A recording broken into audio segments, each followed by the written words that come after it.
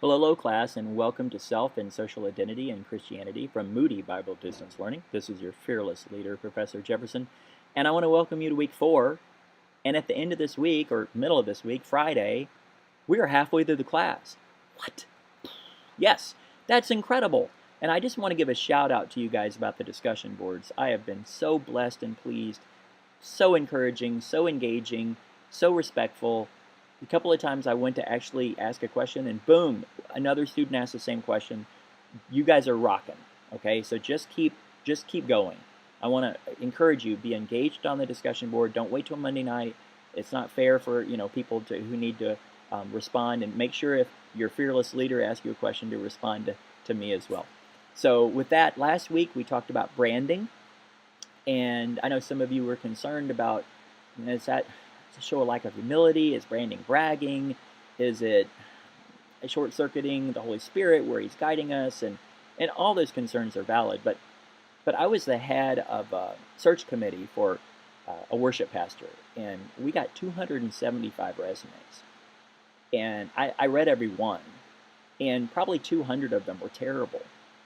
And many of them I didn't know what they were. I didn't know what they were good at. I couldn't tell.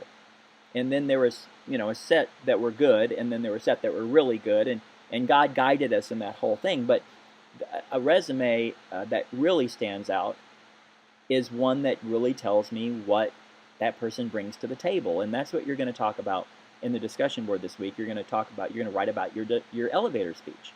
If I'm standing in an elevator with a church leader, I'm going to message my counseling center a lot differently, not a lot, but differently than I would to a business leader, or to a counselor, or to a teacher. And so that's what we're going to think through. Do your elevator speech, and we'll give you feedback on that.